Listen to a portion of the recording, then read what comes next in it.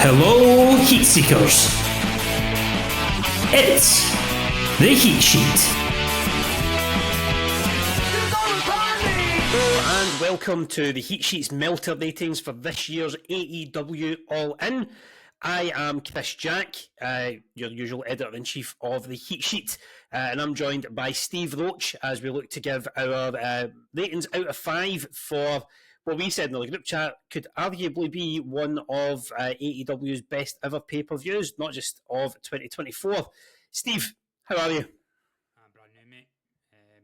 Still kind of recovering from the emotion of Bryan Danielson's phenomenal performance. Like, only that man can make a wrestling fan cry. He's pretty damn good at it. Aye. He is. Well, what we're going to do here is we're going to go through each of the matches from Wembley on Sunday. Now, as a disclaimer, I've seen all of the matches, but just in bits and bobs. Being a dad to 2 kids over the weekend, and a husband as well, I suppose. That's not gone south yet. It meant that watching the show was a bit sporadic. But so Steve's going to give his Melter ratings, and I will chip in with wee bits and bobs on my thoughts on it as well. Now, Steve, you were just saying there that you almost made it to Wembley via Tenerife. I was Mallorca, but I was sorely tempted because I did see there would be a flight around out to Luton, I think it was, just an hour after my flight would I go, and I thought I would land for about 3ish, half 3ish, and I think Luton to Wembley is only about 40 minutes in the tube, and you could probably just, and I even heard there were tickets they were selling at the stand, so I was sorely tempted to do it. If I wasn't such a bust ball with a hangover, I might have done it. Well, it certainly looked like there was, a few seats anyway. They were still available going by not just what you could see on the telly, but by some of the fan stuff as well. Now, with last year's All In, I had massive FOMO, to use the modern parlance, fear of missing out. I didn't quite have it to the same extent this year. I don't know if it's because, last year, it was the first one they were doing. I would have been excited to see CM Punk and Samoa Joe. And you had, the build to MJF, Adam Cole and everything in between. This year's was slightly different. And again, as myself and Lewis touched on in last week's preview podcast, I've not been in tune with as much wrestling pretty much since Clash at the Castle as I would have liked. But I thought that the execution of a lot of the matches on here was very well done and were maybe better than the sum of the parts than the build to them, if that makes sense. I think one of the reasons why I didn't go at Ultimate is because I went last year, so I'd already experienced it. The kind of one thing that was making me want to go was I'd never actually seen Bryan Danielson wrestle before, and I thought, well, this is his retirement match. This is really the last time. Turns out it isn't going to be yet, so maybe there is still a chance we'll get to see him. But the other thing is, I was looking up and down the card, and I thought it's a good card, but there's nothing screaming at me. Must see. I remember in a couple of group chats saying the card as a whole isn't that brilliant. Danielson versus Swerve and MJF versus Ospreay is doing a lot of the heavy lifting. Yeah. The rest of it looks like stuff that could be on a Dynamite or has already been on a Dynamite in any random week. The other thing is that it's always kind of a kind of coin flip of how the crowd's going to be, isn't it? And I was maybe the crowd wasn't going to be that great because last year it was a mixed bag because there was some that were there for the right reasons, others were just there being wankers. But I didn't get. I think this time though, the right crowd went because even though it wasn't quite a sellout, I don't know what the numbers are yet. It didn't seem like it. Everybody was like tuned into it and really giving it. Really reacting to everything really well. Like stuff like the Big Bill thing. Like, seemed to get the biggest pop during the Jericho Hoot match. I thought that was quite funny. You mentioned the attendance there, Steve. Yeah, AEW haven't yet announced what the official attendance was. I've noticed, or certainly at the time of recording, they hadn't, because they were very, very quick last year to get it out. It was the highest paid attendance that had ever been at a wrestling show. So it'll be interesting to see what it was. But also interesting to get at some point Lewis's thoughts on what the crowd was like, because obviously he was there in the trenches, as were a lot of people that I know that that were kind of living vicariously for me. As I said earlier on, I didn't quite have the FOMO this year, but seeing Danielson, if it was to be his last, that would have been a bit of a sickener to have missed that as well. But the show kicked off a bit weirdly. They kicked off the main show, even though all the entrances for the London Ladders match were done on 0 hour. But the match itself, once it got going, it seemed pretty hard hitting. You had the House of Black, you had the Bang Bang Gang, you had the Patriarchy, and you had the Blackpool Combat Club plus Pac as well in there. So it was pretty full on match. Steve, what were your highlights of that one? There's not a heck of a lot I actually remember from it. There was, I think I remember there was a spot where was it? I think it was Juice Robinson was in the back, Brody King, and somebody was in the. But anyway, I was one of the guns in the back of Malachi Black. That was they both were pigging back off of them, and then they both fell back into the tables. I remember that. I would say it was a very kind of by the numbers ladder match. Good, but didn't do anything innovative. Not the most memorable one, but a solid way of starting the show, I guess. I think it did its job in that regard, and I think the crowd got what it wanted.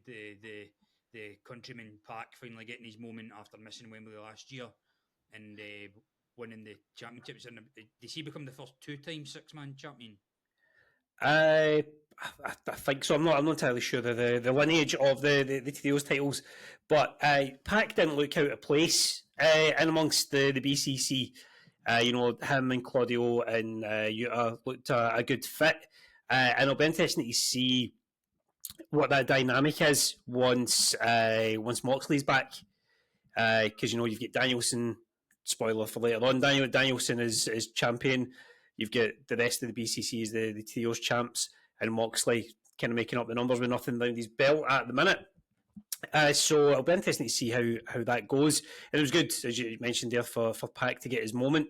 There was a lot of, not a lot, but a few Brits getting their moment and getting their flowers on this show across the board on it. I think the thing that sticks out to me from the match was Juice Robinson crotching himself on the top rope from quite some height. The way that Nick Wayne's mum, forget what I was going to call her, Nancy Wayne. It's not Nancy Wayne. Just call her Mother Wayne, I think. Mother Wayne getting involved with Juice as well with the hairspray before they just ended up getting put through the table. So yeah, it was a hot opener on that, and as you mentioned there, it's the BCC take the win, become the trios champions there. So from that point of view, what would you give that on our Metal ratings there, Steve? I think you've got to give it the 3. It did its job to get it off to a good and warm start, and I think as well with a nice title change as well. Mm-hmm. Getting the hometown pop, I think that got things off to a good and solid start. So I'd give that a solid 3. A solid 3. In the middle, right in the middle there. Now that took us on to our first singles match of the show, which was Toni Storm defending her AEW World Women's Championship against Mariah May. And off the bat, I thought this one was cracking. I really enjoyed it. I think the intensity and animosity that they've built since Mariah May's turn. I think some of the build for it the shows, Mariah May maybe wasn't getting as much crowd interaction as she would like, or getting as much response. But when it got to Wembley, the two of them just went gung ho, just full pelt at it, and I really, really enjoyed this one. I agree. I think the story to it had been played brilliantly, and it was incredible seeing the BBC website pick up on it, like the whole Baby Jane storyline involved in it, and how it's been played out in a wrestling storyline, and it reminds you as well. It's Tony Storm, the way she sells that character and works that character is something else. It's hard to remember someone really hit a home run with a gimmick as well as she has. Yeah, she's been brilliant. And Mariah May, I think we've always known we've had a star, but God Almighty, she is. Mm-hmm. She's brilliant in the ring as well, and also she is a vicious heel. She's actually scary in a way. Yeah, like they say hell hath no fury like a woman scorned, and the two of them played that kind of role absolutely perfectly in it. The reoccurrence of the shoe coming into play on there, the multiple hip attacks from both of them, and then the way it all culminated with Mariah May walking away with the championship. I thought that was completely the right move. Tony's done great things with that.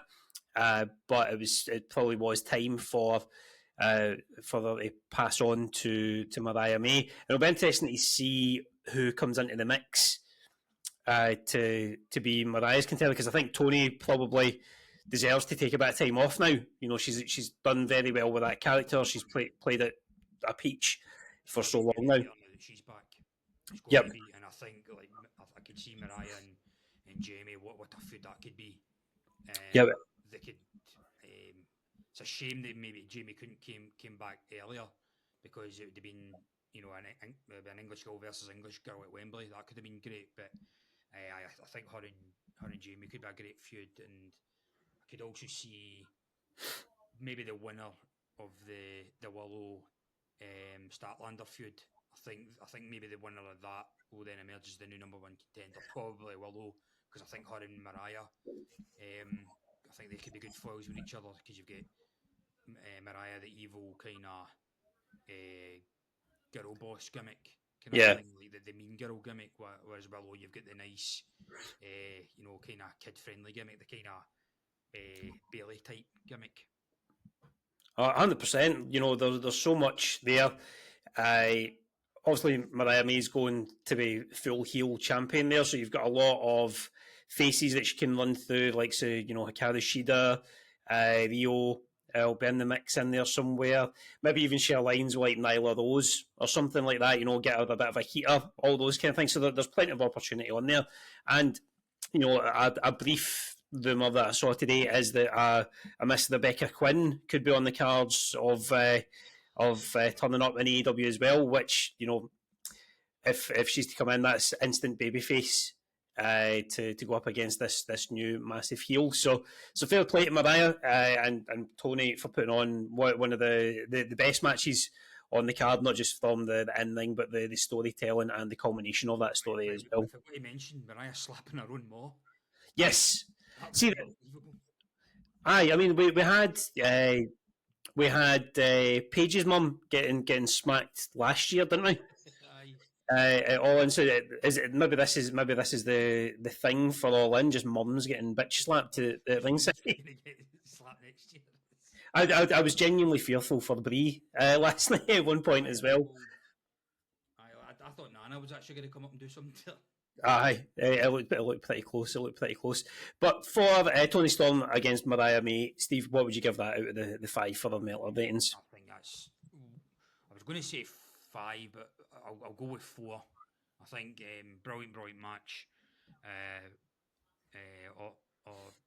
All in, pun intended. So we'll give that a 4. Go for the 4. Cool. Next on the card was Chris Jericho, the Learning Tree against Hook. Jericho defending his FTW Championship match. I don't want to spend a lot of time on this one. This was piss, in my opinion. It was the only good thing came out of it was Hook got the title back, and Yeah. we finally saw Taz get involved for and give Brian Keith the Taz mission, and that was it. And that and Big Bill getting surprisingly getting Yeah, the cheers. the crowd, and like which I thought was a bit weird, but I just. It was probably the match I was least looking forward to, if I'm honest, because Jericho's just Mr. Cringe right now, isn't he? Yeah, it's not working. Like I've not been a fan of the Lenity stuff. Granted, I've not watched an awful lot of it, but from what I've seen and what I've heard from it, I don't think it's been executed particularly well. I don't think it's doing anything to further Hook. Hook, should have been the rocket stabbed to the moon by this point, but he's been anchored down by Jericho on there. Again, the one thing I was looking forward to was to see what he would bring out his wee bag, because that's been a bit of a staple of these Jericho matches over the last wee while. Instead of thumbtacks, he's had like hockey pucks and various items, cricket balls. Yeah, when most of them rolled out of the ring straight away, I was like, that's been poorly thought out. And then when Hook started batting them about, I was like, somebody in the front row is going to get a lawsuit right here. It was Jericho selling it, even though they weren't even hitting him. Aye, no, it wasn't great all around, and I know that on even the very best wrestling cards you're going to get tough matches, but this one went in with low expectations, left with those low expectations hit, I suppose, in my opinion.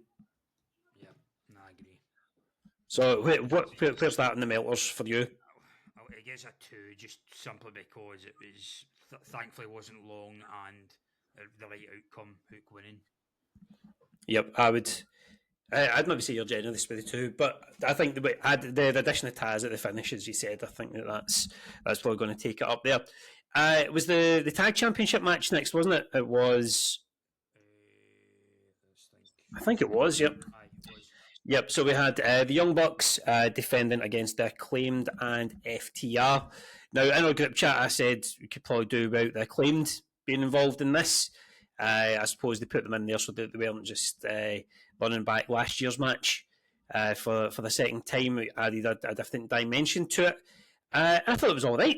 I thought it was a good if not great match. I would have probably liked to have seen FTR go over in it, but again, from what happened after the 3 count, I'm quite excited to see where that goes as well.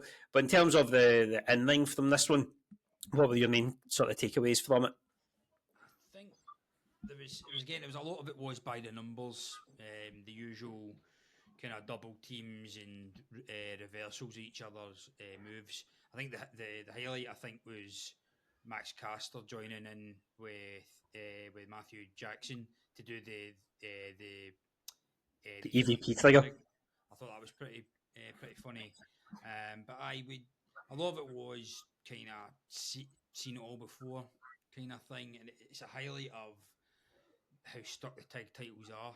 Yeah. I remember the last time I spoke with you saying I wish by now Top Flight and Private Party were chasing each other for the title, because it felt like it's just been Bucks and FTR now for 3 years, and I think it's hurting the tag title scene a wee bit. It's very, very stagnant now. But I think with the debut that happened after it, finally maybe things are finally going to get shaken up in the tag title. Yep, Gibson and Drake have been kicking about for a wee while since leaving NXT. They've done a bit in TNA. I think they were in an episode of Collision a wee while ago as well, and they've obviously been trying to get something sorted. But seeing them come out, Zach Gibson has been a guy that a lot of people have been very, very high on for a long, long time. And it's just never been realised. I mean, their stint in NXT UK was decent enough. They get put in that schism thing on NXT 2.0 for a while, but now I think this is their time to shine. They looked dominant when they came in and battered FTR. Even on the way back up the ramp, they were saying that they're going to get at the Acclaimed on site, and I think bringing in that more international flair from those guys. I think it's going to be good, and it should be a shot in the arm for the tag team division because it does need it. Do you think that the Bucks retaining was the right move in that match? It's a hard one because it does feel that maybe they need to build up something more so that when a team does take off them, it feels more meaningful. I'd like to actually. I know you were kind of a bit perplexed at seeing they claimed in it. I actually wanted the Acclaim to go over, just to finally, give them the title run that's needed because it felt like when they last had it, the reign didn't do justice. No, it was kind of it was all fart and no shite. That's what came in my head there. But I think we've got Max Caster going on about who's the best wrestler alive. Anthony Bones looking phenomenal, probably the best he's ever looked as well. So maybe it's time for a bit of a split. Maybe it's time for them to maybe do something solo and see how they go that way. Hopefully, neither of them ends up the Genetti. But I would say of the two, I think Bones has probably got the bigger ceiling than what Caster does. And also, I really enjoyed these. I think Bones is better in ring, but Caster's got the more character appeal. He's got more charisma, and he's FTR looking like EDL members line, and he's that. I popped quite hard for that. So yeah, decent enough match, decent enough follow through. What are you giving the out of 5 on that one? I think that gets a 3. I think again, much like the ladder match, did what it was there to do. Give us a good solid kind of multi-man match, and probably didn't give us the right outcome, but at least there was something memorable at the end with the debut as Gibson and Drake. It certainly did. Now I'm having to consult Google to see what was the gauntlet match next, was it? Yes, that's what I was looking for. The gauntlet match here. So I'm not going to go through all the people coming in and the order that they came in, but we'll just kind of pick apart the kind of the highlights of it. Now you'd put in the group chat again because I was making dinner or doing something. I missed the Orange Cassidy coming in because you'd put something about Mr. Bean in our group chat, and I was none the wiser until this morning when I saw it back. Really, really good. Not quite niche, but certainly not expected way to introduce Orange Cassidy with him falling from the skylight. Everyone's favourite silent idiot, I suppose. But him and Okada starting things off in the match was a really good way to set things up. Aye, definitely. The one thing I was sitting there thinking, man, what a shame Omega was not ready to go because it was surely scheduled for Okada and Omega to have a one-on-one. But I mean, but still, I'm actually enjoying funny Okada. At first, I was a wee bit. I was wanting to see kind of Juggernaut Okada from his New Japan days. But I'm actually quite liking funny Okada where he's flipping off the crowd and doing all his fake hugs and all that. Well, I think the discourse was that when he signed for the AEW, all the AEW fans were like, if he'd went to WWE, he'd just be made some comedy character. And I think with the way that the Elite are doing their business now, having him be that comedy character is kind of like a fuck you kind of thing. And it is working really well. I'm the same. I want to see proper ass kicker Okada at some point. But for now, the way that he's playing this character, I think it's going really well. And just the facials more than anything that he's coming away with are great. After those two came in, the third man in was probably someone that no one expected. We had surmised on last week's podcast about what surprises we wanted to see in this match from the likes of Keith Lee, Adam Cole, Ricochet, who did turn up later on, but I don't think anybody had Nigel McGuinness on the card. And the pop and ovation he got was outstanding. I had a feeling it was going to happen, but I thought maybe maybe wouldn't. So it was a big surprise, even for me. He was coming out to fucking in the bushes with Oasis, and then what happens the next day? His news that Oasis are reuniting. So I think Nigel McGuinness's return manifested Oasis reuniting. I think that's what it is. I definitely think that's it's had some kind of play. Or maybe he was in the know. Maybe he was in the know. Yep. But he came in, and for the guy that's not wrestled in however many years, it was a bit slow, but in terms of the match and the pace of the match, he worked perfectly, worked absolutely perfectly in it. I was kind of wanting him to win, especially now that Danielson won the title. Yeah. How good would that be? There's no way we're not going to get that. There's no way we are not going to get that at some point now. It's like because like you say, he looks phenomenal. Does not look like a guy that's not had a match for 13 years. In fact, he looks how I look in my dreams. He's a big handsome lad. But the thing is, as well, you see so many people, coming back from like long layoffs or whatnot, and they take that moment to kind of let everything sink in. They get the emotion. He was just like, no, fuck this. Just strutting down to the ring with Liam Gallagher-esque swagger all the way down to the ring and putting it on. I watched that again this morning. I get goosebumps all over again from it. And again, I wouldn't say I'm a Nigel McGuinness aficionado, but I remember after I think it was the first NXT UK tournament, when he was commentating on it, the Fed did a documentary on him, explaining his career in Ring of Honor and his hepatitis and all the stuff with his bloods and whatnot. And then to see him, come back looking like he was in the main event the night before, he just looked absolutely incredible. So I'm because it was meant to be signing for WWE at the time, when he found out he had hepatitis. So I thought, that's fucking shite. Like right when he was about to sign the biggest contract of his career, he gets hit with that. So it's like it's a feeling that he's got less time to make up now. Yeah, 100%, and I'm all for that. I really want to see how it goes, especially if they can tie him in with Danielson. Elsewhere in this match, we had everyone's favourite to win it, Hangman Page, coming in like a man on fire. He and Jeff Jarrett had a lot of interaction in there. We had the debut of Ricochet. He showed up in it, and then it's at one point just after Ricochet came in, Christian Cage was the next man in. And I was thinking, why?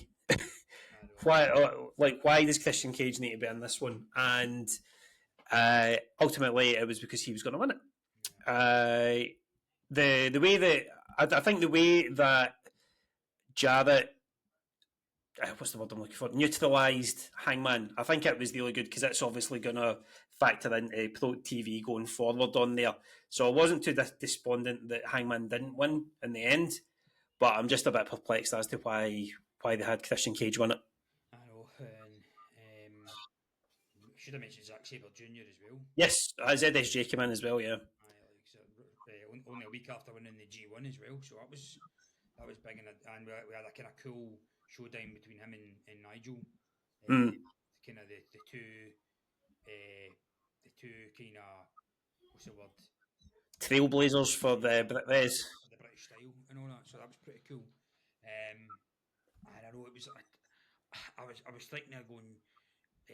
Sure, it's Hangman's to lose because you're either going to have, because you mentioned in the chat, what if Hangman cashes in the main event, and that would that could be it. They could do the Rollins finish. Christian Cage is a weird one. I can only think now that we know Danielson's champion that it's set up to obviously do the Your Father's Dead stuff, because that died a couple of years ago, didn't he? Aye. After the scene with Brie and the kids, he's going to say to him, "Don't worry, I'll be there to provide for Brie and Birdie and Buddy after I've dealt with you," and all that kind of stuff. So I think that's the one reason. But I felt it was a missed opportunity, because it was a chance maybe to resume the Hangman Swerve feud, or or Nigel. I mean, Mm-hmm. how good we've all been kind of clamouring for it, for the reunion of that legendary Ring of Honor feud. Yeah, it's of all the people that were in it, I think Christian's probably the least deserving in context of the way that the match came about. You had the conglomerate guys all in there. They've had a bit of a push in telly. Yeah. Obviously, Okada, he should be in and around that main event scene, the title scene. Obviously, Hangman there. Jarrett getting a shot at Bryan would even make sense after what's been going on recently. So pretty much everybody apart from Christian Cage had a reason to be the winner of that, but for whatever reason they've gone with Christian Cage, and we'll just need to kind of see what Tony Khan's got on his spreadsheet for that one. But in terms of rating the match, there, Steve, what would you give that on the Melters? I would go with 3 on that one because it's one of those ones where it's not really the match itself that we're excited for. It was a kind of it was almost like a mini Royal Rumble in a way. It was Yeah, like who's going to come out next and kind of thing. So I'd give that a 3. cool. And obviously, it'd be a miss of us not to kind of mention that a wee bit more. How do you think Ricochet came across on his All Elite Wrestling debut? I think as well as he can do. He got that big pop. I like his music as well. It's got a sort of Mm, it's got a kind of epic feel to it yeah, as well. And he looks happy again because he looked a wee bit fed up his last 6 months with WWE. So he looks like he's got his kind of swagger back and he's got a freshness to it. And it looks a bit bigger as well. It looks like Aye, he's it he's does. he's, he's built on a bit. Maybe it's because AEW guys are smaller, so he himself It could maybe be, looks yeah. bigger. But he looks great again, and I can't wait for him and Ospreay. That's going to be something else. Yeah, it'll be one of those ones that splits opinion because the 90 star match or whatever it was if a few years ago still splits opinion to this day. But if those two guys are your cup of tea, then you better just get the flask out. It Of, makes me you wonder know, as well if Phoenix has left AEW because him and Ricochet would have been something else. well, I mean, it's not official yet, is it? They've gone. I think Penta apparently he said something in Mexico that's pretty much all but confirmed it. All right. Well, we'll see what happens with that. And after the gauntlet match, the fans didn't really get time to come down any because that was MGF against Will Ospreay for the American/international title. Lewis and I spoke last week about how we didn't think that this one needed to go 59 minutes and 58 seconds. I think all in it went about 35 minutes on there. I don't, personally speaking, I don't think the match was as good as the almost hour long one, Yeah. but it hit all the beats it needed to hit. And again, you had two guys just going hell for leather from the very beginning of it. Aye, brilliant match. Not as good as the Dynamite match, the first time round as you mentioned, but aye, still probably all round the best match of the night, and I think just MJF just being a brilliant heel as ever, and Ospreay. When he hit the Tiger Driver, as we all know, that was going to be the finish. It still paid off brilliantly, and the way he looked at the camera, with the whites of his eyes, you could see it all in the emotion. The way they pulled it off was brilliant, and Jesus Christ, it's one of those moves. As great as it is, it's never comfortable to watch. Yeah. The way that the receiver of it takes it, you wince a wee bit of what's going on with her neck. But I think even if you compare it to the one that he hit on Danielson, like MJF landed more upper back than upper shoulders. So he landed it safely, whereas Danielson's one, and what was the other one that did get Omega with one last year as well? Yeah, I remember that yeah, door one when he lands on his bloody head, and we all aye. So they've obviously worked to make it that wee bit safer. But still, I wouldn't want to be taking it. Scary one. Yep. But again, phenomenal match in there. You had Max doing everything you'd want from him in terms of being an American prick, right down to the Lex Luger inspired trunks, the oh, I've not really seen much of the Rocky films, but the All American with the big hat and all that stuff. The fucking streamers that they're Yep. off the court for the remainder of the night. That actually pissed me off. Some cunt would have got me up in a ladder and take them down, man. Never do my tits in. I think it was really jarring during the main event, seeing them there.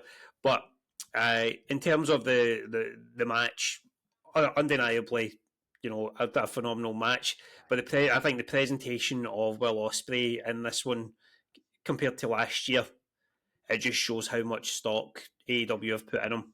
Yeah, and the fact that he's managed to score an Assassin's Creed sponsorship is amazing. I think that's something else.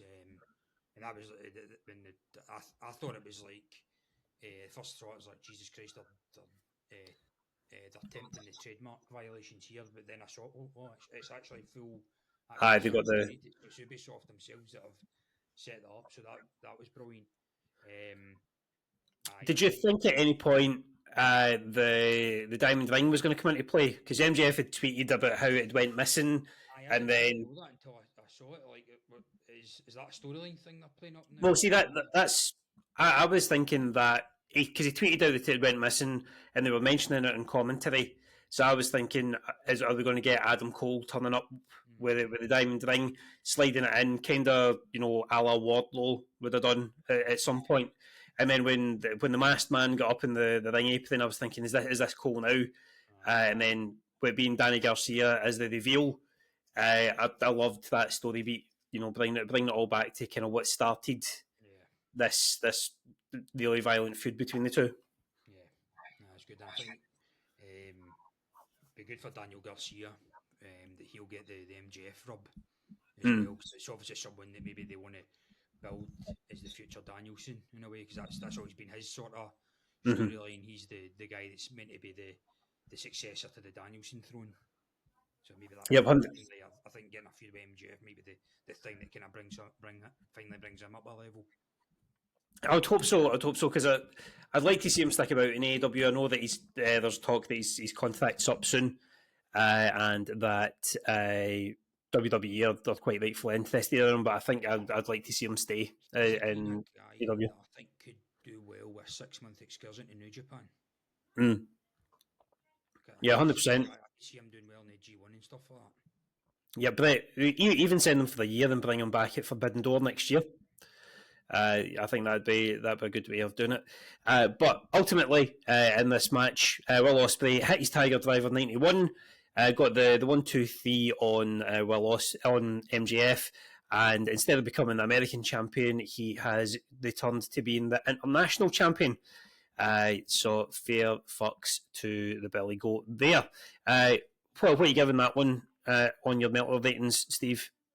I'm in a good mood. Let's give it a 5. Going for the full 5. The full 5 for MJF and Billy.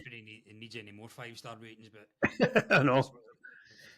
These ones hold a wee bit more clout, though. These ones hold a wee bit more clout.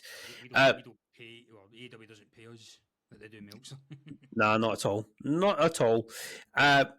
So after that, we had the TBS Championship match between Britt Baker and Mercedes Moné. A year since Mercedes turned up at Wembley in a cast. She came full circle with Camille to take on Britt Baker. It was a match. It happened. Yeah, it was the weakest match of the card. It's got to be said. I will say this. I actually liked that Mercedes was targeting Britt's back. That makes logical sense. Britt took a year off because of back injuries, so logically that makes sense. But the match was very slow at times, dragged, and I'll say this: you've got to remember Britt's only been back a few weeks. Mercedes as well is still a wee bit ring rust, so they've not had, neither of them have much activity coming into this. They also had the shitty luck of following MJF against Ospreay, so we've got to bear that in mind. But it was one of those ones where I'm going, just hurry up and fucking finish, because this one's just dragging like hell. And I think Mercedes is in a weird place. She's got a lot of the go away heat just now. I don't know what it is. I don't know if it's maybe the way she's conducting herself, the rumour that she's on a £10 million contract and all this stuff. She's in a weird place. I think, like, to give both of them the benefit of the doubt, as you mentioned there, Britt Baker, she's not wrestled regularly for over a year. She's carrying an injury. Mercedes is coming from somewhere where she worked a certain style. She worked that WWE style, and a lot of the AEW women don't know that style, and it's just a chemistry thing. It's a chemistry thing. I think a lot of the stuff in that match looked quite sloppy, and sometimes you can get away with sloppy when it looks real. You know, case in point, you know, Mariah May and Toni Storm.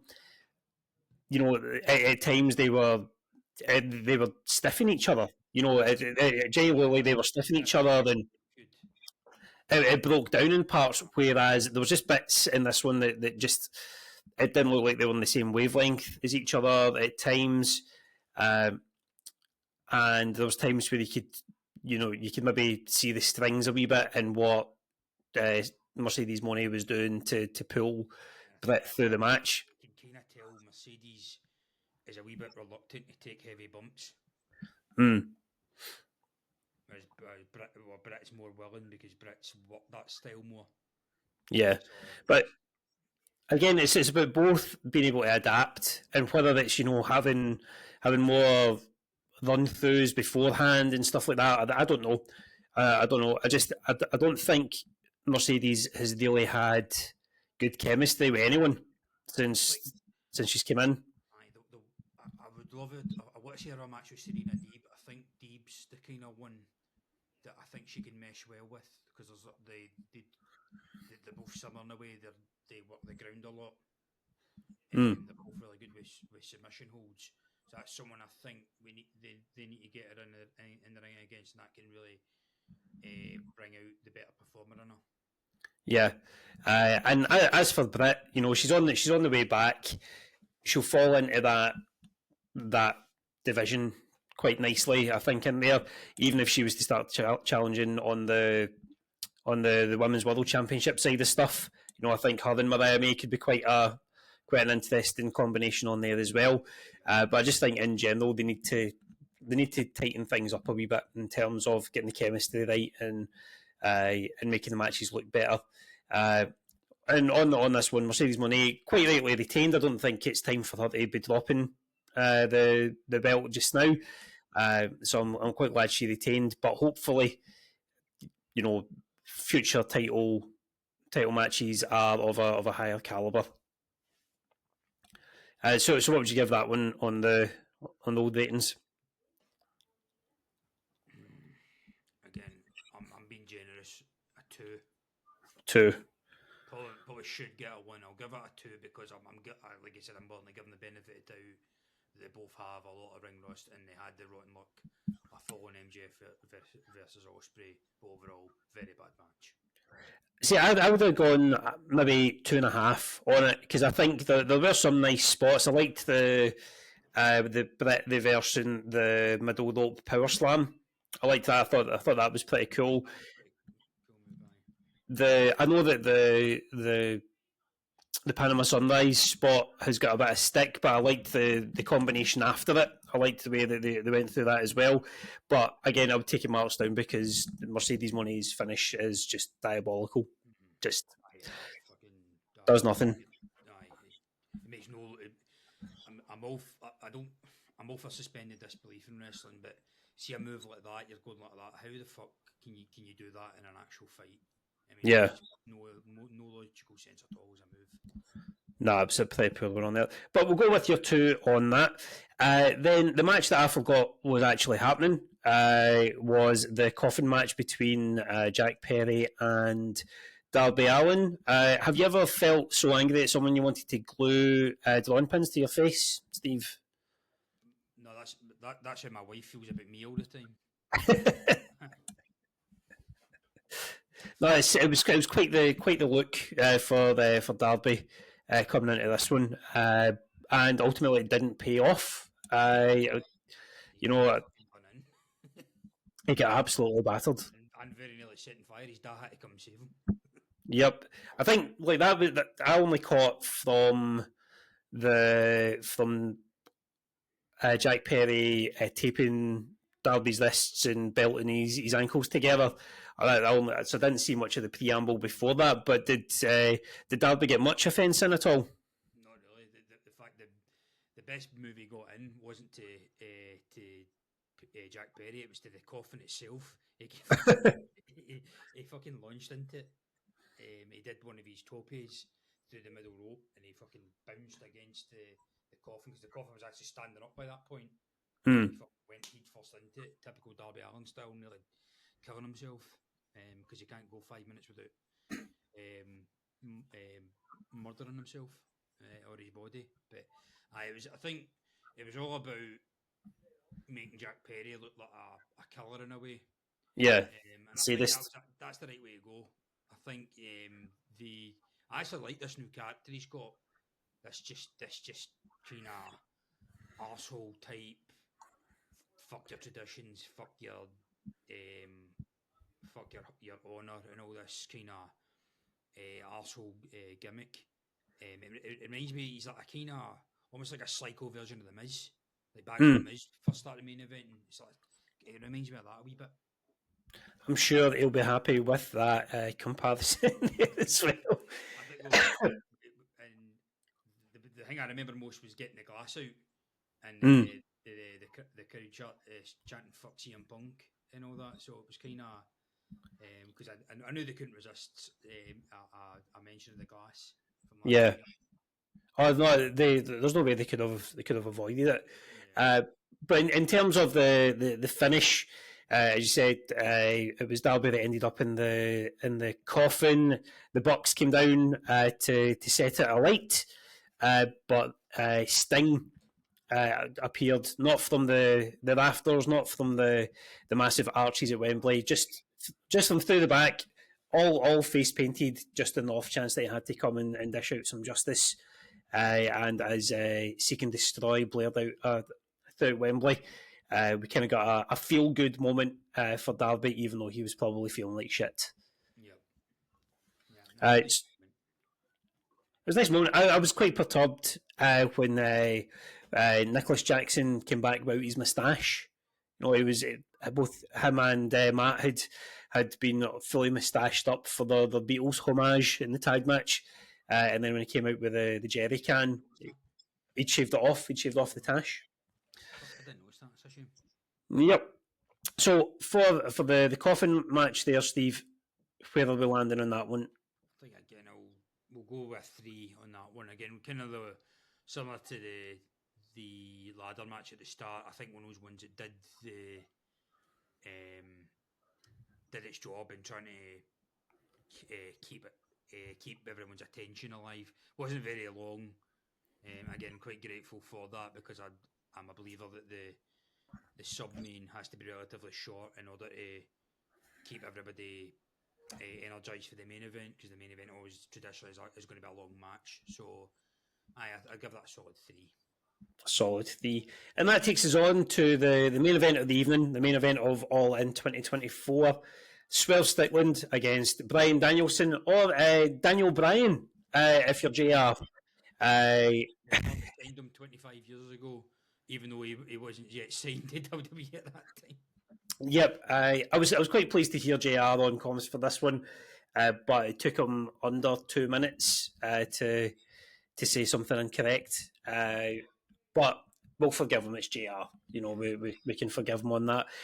But from the ring, I would say he sounds good again. You know what I mean? Oh yeah, he was sounding really healthy. Yeah, so he did. He's on the mend, which is good. Yep, always good to hear his voice. but even better when it is sounding very well. The entrances for both men outstanding as well. I loved the wee video package that they did, seeing it through Daniel Bryan's mind's eye. Of everything that he was wanting to achieve as a wrestler, and then him coming out to the final countdown to full stadium belting along with it. It was class. And then I couldn't tell you the name of the rappers or the DJs that were out with Swerve, but just like the kids these days, they talk about having the riz and having the aura, and Swerve just has it. He's just got it. I was kind of hoping he would wrestle in the tracksuit. You know, I thought it was a bodysuit thing that he had on until he took the tacky top off. But it was only on Instagram today. I noticed that on the back of it, it was him on a throne, and each of the people that he's beaten with the title, heads on pikes, which is pretty cool. Because I think it was like Swerve the 8th that he had on the front of it. So no, it was very well done. And the in-ring was probably about as good as we could have hoped for it. It was really, really tight, really methodically done. I enjoyed all the... I know this sounds sick. I enjoyed the trauma that Swerve and Nana were putting Buddy and Birdie at ringside. I think it had a touch of everything. It had great in-ring action and psychology and a touch of the old sports entertainment kind of drama of it, and both guys just played their characters brilliantly. Swerve just being this evil bastard, torturing a guy in front of his family, while Danielson being the great, playing the great hero, playing the comeback kid. Yep, and just like some of the spots in it as well, just really, really innovative and stuff that we've not seen before. So the Brian getting dropped in his head on the ring bell. That led to him being cut open. I thought that was really well executed. The Swerve no selling the Bisaiku knee towards the end of the match, I was just like, wow, that's one of those moments where you're just like, Swerve's the guy. Swerve is the guy. Because you'll not believe how much Swerve's over in here. It's just brilliant, and it won't be long without the title again. He'll win it again, I think, even before the end of the year. Yeah, I think it'd be great to have it back on him at some point. Also, really enjoyed. What was the other bit? The only bit I didn't like was Hangman's interference. Yeah. Because I think that, in a way, cheapens Danielson's victory. In a way, I can think of it. I know there is some logic in it, in the sense that maybe Swerve could argue, I was about to put Danielson away until that interfering cowboy prick stuck his nose in my business again. So that might give Swerve an excuse to get an immediate rematch. That's the kind of one bit of logic I can think of. Over, I didn't like that. I think that took just a wee bit of shine off of Danielson's victory. I think if they hadn't done it with Garcia in the Swerve and Ospreay match, I think it'd have been higher on it. But I don't think it necessarily detracted from the match itself. I get that it was there to further that, and it was good. Again, the security guards getting Hangman away from ringside. A lot of local talent getting used on there. Some guys that I've trained with and would know back here. I think I saw Fabio and Martin Steers involved in that. Big Damien Corvin was one of them as well. British security is way better than American security. It seems to be. It seems to be. And then the other spot that I loved was Brian kicking out of the JML driver, or what did they call it? They gave it a new name on commentary. I forget what it was. Oh, it was Big Pressure. Big Pressure, they called it. Because it's not just a big move. Swerve puts it straight in a pin. Yeah. So, and apparently no one's ever kicked out of that before as well. I didn't know that. Allegedly. So yeah, I was a big fan of that. I thought it was a great showing from Swerve, and if he had retained, I'd have been happy. But the fact that that was the best thing about it. Like, I actually, it's one of those ones where I'm thinking both. I was shouting internally, both these guys. Hmm. But I think the Danielson victory, though, it is a great moment, and the crowd played their part brilliantly in it as well. It doesn't matter if it wasn't a sold at Wembley or not. There may as well have been 800,000 at it, never mind 80,000, because they were as loud as a bomb. Yeah. And I think I liken it almost to the WrestleMania main event. It was like pure cinema at times as well. Like, I think like AEW, we liken the WrestleMania main event to the MCU, whereas with AEW it was more like like an A24 movie. It was like there was like blood, gore, and emotion all in one. Yeah, it was a great match, and if it had been Danielson's last match, if he had to retire, I think it was a fitting one. It's maybe not, it maybe wasn't his best match of his AEW run, but in terms of the situation, its positioning on the card, the stakes that were there, it did everything that it needed to do. And my only gripe is that he didn't hit the Tiger Driver on his son afterwards, after threatening it in the ring. I was going, is he going to put up on my son? What the Aye. It looked like he was going to do it. I think that'd been good. Ultimate heel turn, just like debilitate your son in the ring as you celebrate. I'm now very interested to see where this Danielson title reign goes. There's some people suggesting that he's going to relinquish the title on Dynamite this week. There's others saying that he's maybe going to keep it until about October, because obviously Darby Allin has the title shot at Arthur Ashe coming up. Do we get Darby against? Danielson for it, or is it going to be, Darby gets an open challenge for it because it's been relinquished?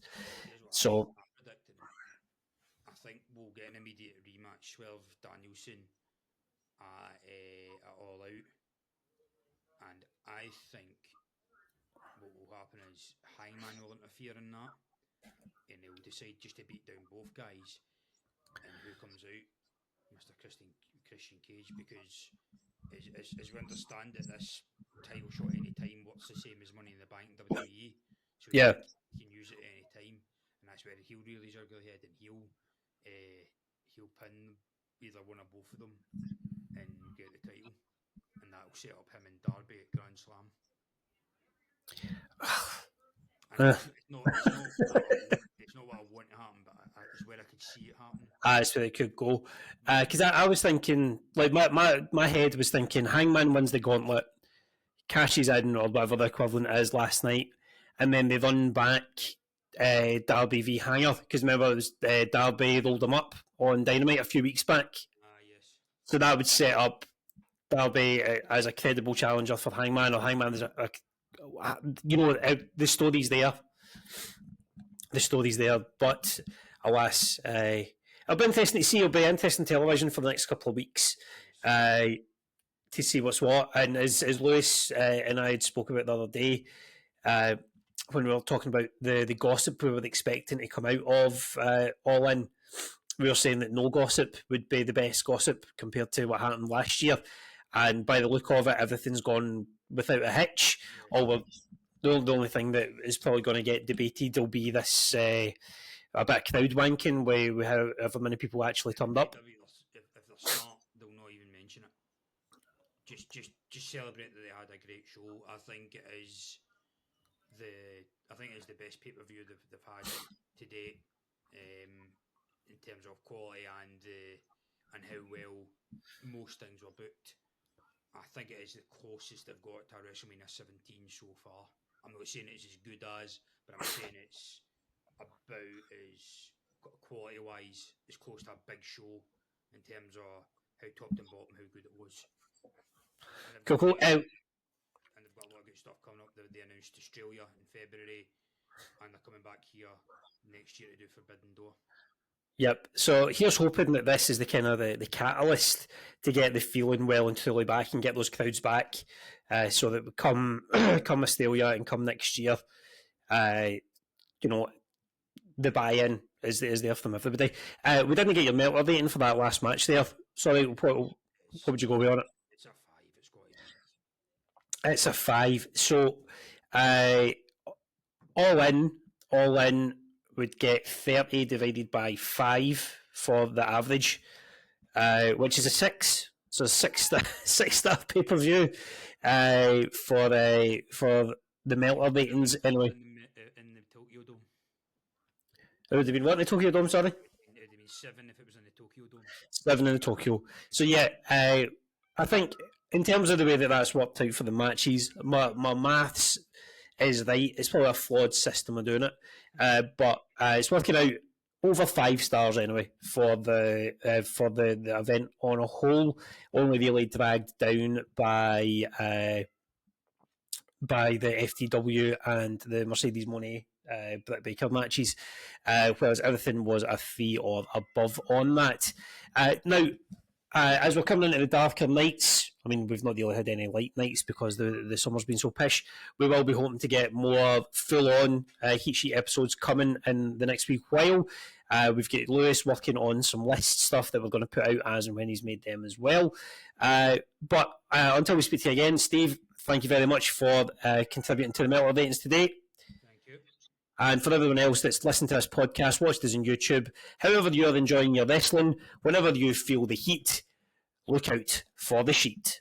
Cheerio. Hello, Heatseekers. It's the Heat Sheet.